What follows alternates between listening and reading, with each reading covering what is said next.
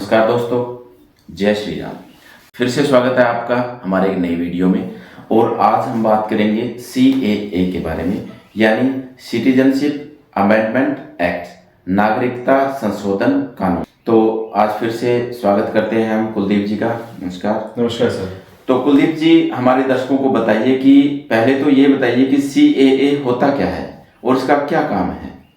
देखिए, जब हमारा देश आज़ाद हुआ और उसके बाद से जब सिर्फ हमें नहीं, हर एक देश को लगता है कि उनके नागरिक और उनकी नागरिकता को लेकर के एक कानून बनाया जाए। ठीक है। कि आपकी सरहद के बाहर से भी कोई इंसान आए तो उसे अपनी नागरिकता दिखानी पड़े। ठीक है। और आप जब अपने देश से बाहर जाएं तो आपको ये दिखाना पड़े कि आप इस देश के नागरिक हैं। तो उसको एक तरीके से सेट करने के लिए हमारे पास एक कानून होता है, जिसे हम कहते हैं नागरिकता कानून, सिटीजनशिप एक्ट होता है। 1952 में पहली बार एक नागरिकता कानून लाया गया। उसके बाद से हमारे देश में कुछ कानून बनाए गए। उसमें था कि आप इस देश के नागरिक होने के लिए आपके पास किस किस तरीके के एक प्रावधान होने चाहिए। यूं समझिए हम इस देश में रह रहे हैं तो हम बहुत सालों से रह रहे हैं, तो हमारी अपनी एक पहचान है। लेकिन बाहर से अगर कोई आता है तो उसे कम से कम कितने साल इस देश में रहना पड़ेगा जब जाके उसे नागरिकता मिलेगी।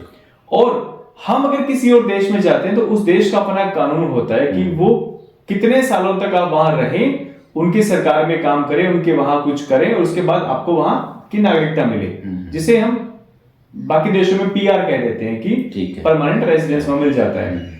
अब जो ये करंट मुद्दा है वो है CAA, यानी कि ये सिटीजनशिप अमेंडमेंट एक्ट है। अमेंडमेंट का मतलब होता है संशोधन। जो नागरिकता कानून था उसमें कुछ संशोधन किए गए। संशोधन का मतलब उसमें कुछ सुधार किए गए। अब वो सुधार क्या है?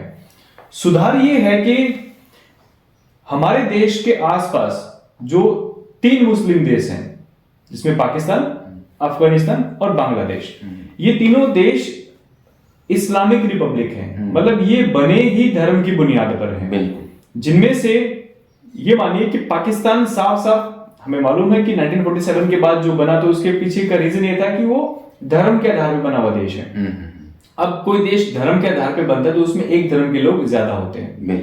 वही सेम बांग्लादेश और अफगानिस्तान में है। अब यहां पर एक धर्म कौन ज्यादा है? जो एक धर्म ज्यादा है वो है इस्लाम। इस्लाम को मानने वाले लोग पाकिस्तान, बांग्लादेश और अफगानिस्तान में, मतलब वो मेजोरिटी में है। जैसे भारत के अंदर हिंदू जो है वो मेजोरिटी में है। मुस्लिम, सिख, ईसाई, जैन, पारसी, बौद्ध, इन्हें माइनॉरिटीज कहा जाता है। इन्हें हम कहते हैं कि अल्पसंख्यक लोग हैं। अब इस कानून के अंतर्गत क्या आता है? जो अल्पसंख्यक पाकिस्तान, अफगानिस्तान और बांग्लादेश में है, अब ये अल्पसंख्यक है कौन वहां पर? वहां है हिंदू, जैन, बौद्ध, पारसी, सिख और ईसाई। ये वहां पर अल्पसंख्यक हैं। और वहां बहुसंख्यक कौन है? इस्लाम। जो मुसलमान है वहां बहुसंख्यक हैं। जो अल्पसंख्यक, ये 6 अल्पसंख्यक इन 3 देशों में प्रताड़ित हैं। किसी भी आधार पर, धर्म के आधार पर या कानून के आधार पर, किसी भी आधार पर वो प्रताड़ित हैं। और वो इस देश में आते हैं शरण लेने के लिए, मतलब शरणार्थी कहते हैं, इंग्लिश में कहा जाए तो रिफ्यूजी। जो वहां से अल्पसंख्यक इस देश में आ चुके हैं, मैं नहीं कह रहा कि वो आने वाले हैं, कानून ये नहीं कहता कि जो आगे भविष्य में जो आएंगे। ये कानून क्या कह रहा है? कानून कह रहा है कि 31 दिसंबर 2014 तक जो शरणार्थी अल्पसंख्यक इन 3 देशों से भारत में आ चुके हैं, उन्हें नागरिकता देनी है इस देश की। अच्छा, इसका मतलब हमने कानून में संशोधन ये किया कि हमें इन 3 देशों के अल्पसंख्यक नागरिकों को इस देश में नागरिकता देनी है। वो नागरिक जो इस देश में 31 दिसंबर 2014 से पहले आ चुके हैं, वो किसी भी कारण से आए हो, वीजा, गैर वीजा, किसी भी तरीके से आए हो जाए। हो सकता है कि वो अपने देश से वीजा लेकर के आए हो और वापस ना गए हो। तो ऐसे केस में क्या होता है कि कोई भी देश डिपोर्ट करता है कि उन लोगों को वापस भेज देता है। लेकिन कुछ ऐसे होते हैं जो अंडरग्राउंड हो जाते हैं या जो प्रोटेस्ट करते हैं या कहते हैं कि नहीं, हमें चाहे आप मार दीजिए लेकिन हम उस देश में वापस नहीं जाएंगे क्योंकि हम प्रताड़ित हैं। अब इसके ऊपर मुद्दा क्या उठता है? मुद्दा ये उठता है कि जो मुस्लिम सपोर्टर्स हैं वो ये कहते हैं कि आप मुसलमानों को क्यों नहीं आप नागरिकता देते? यानी कि वो कहना चाहते हैं कि फिर पाकिस्तान से कोई मुसलमान इस देश में आता है या बांग्लादेश से कोई मुसलमान आता है या अफगानिस्तान से कोई मुसलमान आता है तो आप उसको नागरिकता क्यों नहीं देते? बिल्कुल ऐसा नहीं है। देखिए बड़ा क्लियर कर देते हैं इसके अंदर, ये कानून का जो संशोधन है वो है प्रताड़ित लोगों के लिए। अब एक मुस्लिम बहुल देश के अंदर मुसलमान से कैसे प्रताड़ित हो सकते हैं? बिल्कुल सही बात है, पहली चीज। दूसरा ये कि ऐसा नहीं कि हमने इन देशों के किसी मुस्लिम को हमने यहाँ सिटीजनशिप नहीं दी है, ऐसा नहीं है। अदनान सामी का एग्जांपल है हमारे सामने, वो इस देश में रह के काम कर रहे हैं। अब उन्होंने 11 साल का टाइम पीरियड, जो एक कानून में ये एक प्रावधान था कि 11 साल तक अगर आप इस देश में रहते हैं, काम करते हैं तरीके से, तो आपको नागरिकता दी जा सकती है। तो उनको नागरिकता उस कानून के तरीके से मिली। अब इस संशोधन करने के बाद क्या हुआ कि वो जो 11 साल का टाइम पीरियड था उसको घटा के 4 या 5 साल कर दिया गया है कि अगर प्रताड़ित जो है वो 4-5 साल से रह रहे हैं तो उनको नागरिकता देनी है। अब ये जो नागरिकता देने का है जो एक प्रावधान है, उसके पीछे रीजन क्या है? आप ये देखिए कि जो शरणार्थी होते हैं, मुद्दा ये उठता है कि हमारे देश में तो पहले से इतनी सारी पॉपुलेशन है, बिल्कुल वो लोग बाहर से आएंगे, आप उनको क्यों इतना उनका स्वागत कर रहे हैं? हम तो पहले से इतने सारे हैं, तो वो लोग आएंगे तो हमारे पास तो जॉब्स में प्रॉब्लम होगी, जगह की प्रॉब्लम होगी। तो आप ये जानिए कि जो शरणार्थी आ चुके हैं वो अभी तक टेंट्स में रह रहे हैं। अच्छा, उनके पास पक्के मकान नहीं है। पक्के मकान के लिए क्या चाहिए? एक छोटा सा एग्जांपल मैं, पक्के मकान के लिए क्या चाहिए? प्लॉट चाहिए, जमीन चाहिए। बिल्कुल। जमीन आपके नाम कब होगी? जब आपके पास कोई आइडेंटिटी प्रूफ होगा, आपके पास देश का आधार कार्ड, वोटर आईडी कार्ड, कुछ तो ऐसा होगा जब आप प्लॉट या जमीन ले सकते हैं। आपके पास प्लॉट या जमीन लेने के लिए जरूरी दस्तावेज नहीं है। आप किसी स्कूल या कॉलेज में नहीं पढ़ सकते क्योंकि आपके पास सिटीजनशिप नहीं है। आपके पास ऐसा कोई प्रूफ ही नहीं है जिससे आप या तो वोट कर सकें या आप कुछ भी कर सकें इस देश के अंदर। तो वो लोग जो अभी तक अच्छे से पढ़े लिखे ही नहीं है, वो हमारे साथ कैसे कंपटीशन कर सकते हैं?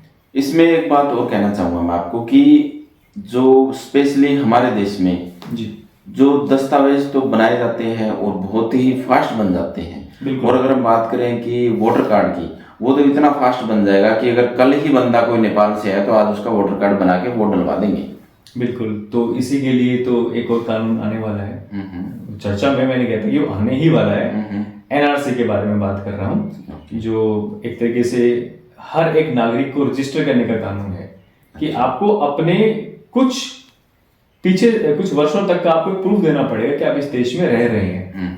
अब वो प्रूफ होने के बाद क्या होगा कि जो इस देश में गैर कानूनी तरीके से आए हैं उनको निकाला जा सके। अब वही बात घूम फिर क्या आती है कि उन अल्पसंख्यकों को क्यों नहीं निकाला जाए? तो फिर से बात वही आती है कि वो प्रताड़ित लोग हैं, वो प्रताड़ित होकर के इस देश में आए हैं। एक होता है घुसपैठ करना, एक होता है प्रताड़ित होकर आना, और जो प्रताड़ित लोग हैं उनकी संख्या बहुत कम है। अब इसमें एक चीज और भी आती है, काफी लोग ये सवाल पूछते हैं कि मान लीजिए कि कोई हिंदू है, पाकिस्तान का हिंदू है, वो नागरिक पाकिस्तान का है, तो ऐसा नहीं हो सकता कि वो पाकिस्तान के लिए जासूसी कर सके? ये भी तो हो सकता है कि वो इस देश में प्रताड़ित होने का बहाना करे और वो यहाँ की सिटीजनशिप ले ले, ऐसा भी हो सकता है। बिल्कुल। लेकिन ये इतना आसान नहीं है। हमें लगता है कि ऐसे ही कोई आया, हमने कागज पे दस्तखत किया और उसको नागरिकता मिल गई, इतना आसान नहीं है। कानून के अपने प्रावधान होते हैं, हर चीज की हर तरीके से जांच की जाती है, उसके बाद ही नागरिकता दी जाती है। तो ये कहने में सुनने में बड़ा अजीब लगता है कि ऐसे कोई भी आएगा आप उसको नागरिकता दे देंगे, ऐसा नहीं है। एक फैक्ट चेक होगा, उसके बाद सारा प्रोसीजर होगा, उसके बाद कहीं जाकर नागरिकता के लिए वो अप्लाई करेंगे, तब कहीं जाकर के उनको अप्रूवल मिलेगा नहीं मिलेगा वो भी संशय की बात होती है। चलो अगला सवाल मैं ये पूछना चाहूंगा कि अगर कोई, जैसे एग्जांपल ले लेते हैं, पाकिस्तान या अफगानिस्तान से कोई पर्सन अपने देश में आया है, तो क्या वहाँ की सरकार उस देश की नागरिकता कैंसिल कर देगी या फिर हमारी सरकार वेरीफाई करेगी कि ये अब से हमारा नागरिक हो गया, वहाँ से कैंसिल कर दें, या दोनों तरफ उसकी नागरिकता रहेगी? काफी केसेस में ऐसा होता है कि बहुत से देशों में ड्यूल सिटीजनशिप का रूल होता है कि आप 2 देशों की नागरिकता ले सकते हैं। अब हमारे देश में क्या है कि हमें अगर दूसरे देश में जाना है, वहां अगर हमें रहना है, तो हमें अपनी इस देश की नागरिकता छोड़नी पड़ेगी। या बाहर से कोई आएगा तो हमें ये लगेगा कि अगर वो इस देश का ही बनना चाह रहा है तो उसे पिछले देश की नागरिकता छोड़नी पड़ेगी। तो हर देश का अपना एक कानून होता है। जब वो नागरिक एक समय अंतराल तक दूसरे देश में है और वहां जब उसको नागरिकता मिल जाती है तो वो एम्बेसी में उसको ये प्रूव करना होता है कि मुझे यहाँ की सिटीजनशिप मिल गई है और वहां से जो मेरे दस्तावेज है वो सारे अब बंद कर दिए जाए। उसको ये देना पड़ेगा। वो जब उसको देना पड़ेगा तो पिछले देश में जहां से वो आया है वहां उसका कोई डॉक्यूमेंटेशन नहीं रहेगा। अब अगर वो उस देश में वापस जाना चाहेगा तो उसको उस देश का वीजा लेना पड़ेगा। वो एक वीजा लेकर के दूसरे कंट्री या दूसरे देश के नागरिक के तरीके से आएगा। अब भारत के कुछ लोग हैं जो जाकर के कनाडा में, न्यूजीलैंड में, ऑस्ट्रेलिया में बस जाते हैं जहां उनको पीआर मिल जाती है, तो वो उस देश के नागरिक बन गए। उस देश के नागरिक बने हैं तो उनको वापस आने के लिए इस देश में वीजा लेना पड़ेगा। ठीक है, तो इस तरीके से ये कानून काम करता है। तो कुलदीप जी, मेरा अगला सवाल आपसे ये है कि हमारे देश में मुस्लिम नेता है जो, या मुस्लिम जो समाज के लोग हैं, वो इस कानून का बार बार विरोध करते आ रहे हैं कि ऐसा होना चाहिए, ये होना चाहिए। तो इसके बारे में आप क्या कहना चाहेंगे? देखिए सर, इस देश में राजनीति एक अपने आप में एक धर्म है। क्या होता है कि जब कोई भी सरकार कुछ भी काम करती है तो विपक्ष का काम होता है उसका विरोध करना। बिल्कुल। अब जो मुस्लिम समाज में एक तरीके से एक जो झूठ इस कानून के थ्रू फैलाया जा रहा है वो ये है कि इससे आपकी नागरिकता चली जाएगी।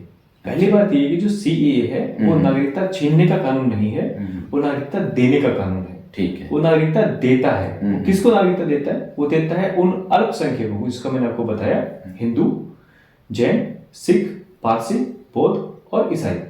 वो जो इन 3 देशों से, बांग्लादेश, पाकिस्तान, अफगानिस्तान से प्रताड़ित होकर आ चुके हैं 31 दिसंबर 2014 तक, उनको नागरिकता देने का कानून है। हमारे देश में रह रहे किसी भी नागरिक की नागरिकता इस कानून से नहीं जाने वाली। वो इस देश के नागरिक थे, है और रहेंगे, तो इनसे डरने की कोई बात नहीं है। लेकिन क्या होता है कि हमारे जो देश में जो नागरिक हैं काफी हद तक वो इतने भोले हैं कि उनको उनका नेता कुछ कहेगा तो वो मान लेंगे। हाँ, ये सच्चाई है, वो ऐसा बोल रहे हैं तो ऐसा हो सकता है। लेकिन जब फैक्ट चेक होता है, फ्लोर के ऊपर आकर के वो इसमें धराशायी हो जाते हैं कि वो झूठ बोल रहे थे। तो एक तो कहते हैं कि इसको एनआरसी से जोड़ा जाएगा। अगर इसको एनआरसी से पहली बात तो नहीं जोड़ा जाएगा क्योंकि ये कानून अलग है, वो कानून अलग है। अगर इनको जोड़ा भी जाएगा तब भी जो इस देश में रह रहा है उसे नागरिकता जाने का डर नहीं है। उसके पास अपने देश में रहने के दस्तावेज होने चाहिए, वो कागज उसके पास होने चाहिए, तो इस देश में उनको रहने से कोई रोक नहीं सकता। बहुत अच्छी बात कही आपने कुलदीप जी। और जो ये अफवाहें फैला रहे हैं या कुछ नेता कह लीजिए जो उनको गुमराह कर रहे हैं, तो ये सिर्फ उन्हीं का काम है। बाकी गवर्नमेंट हमारी जो गवर्नमेंट है वो चाहती है कि सबको अपने अपने अधिकार मिले। बिल्कुल। और इस देश की खूबसूरती यही है कि इस देश में सभी धर्मों के लोग बड़े प्यार और भाव से रह रहे हैं। वरना किसी देश में इतने ज्यादा धर्मों और संप्रदाय को मानने वाले लोग इतनी शांति से नहीं रह सकते।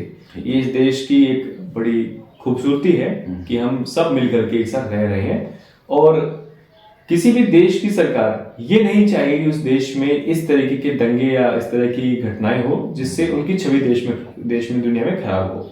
तो जो हो रहा है उससे भी हमें रुक कर देखना चाहिए और इसके बारे में भी हो सकता है कि डिटेल वीडियो हम कभी आगे बनाएं।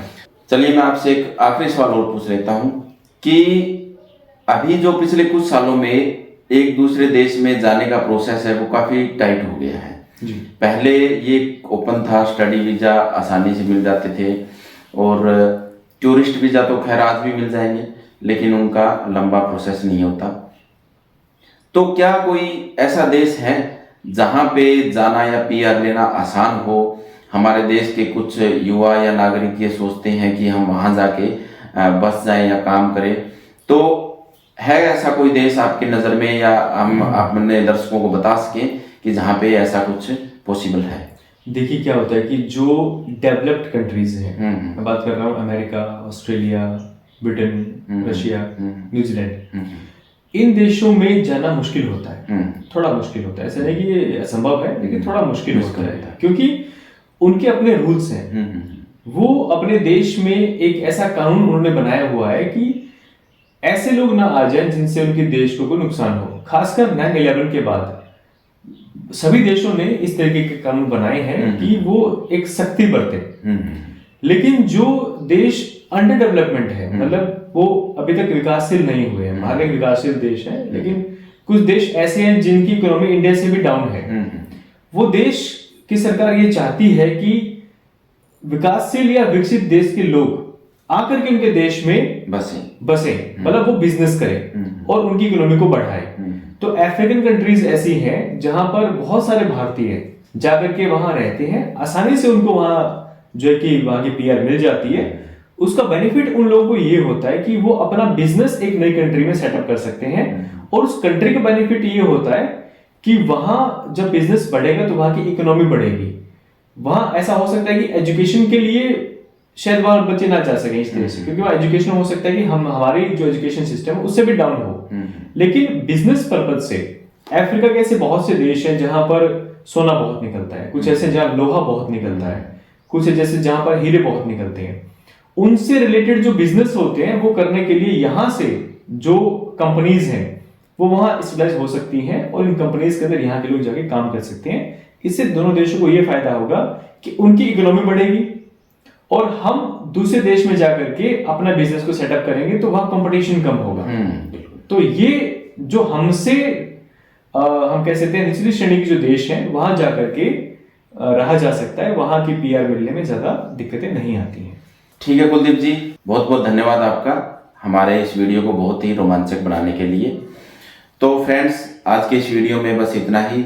मिलते हैं हम अगले वीडियो में, और तब तक आप हमसे जुड़े रहिए, हमारे चैनल को सब्सक्राइब कीजिए और हमें नए नए आइडिया के बारे में बताएं ताकि हम और वीडियो बना सकें।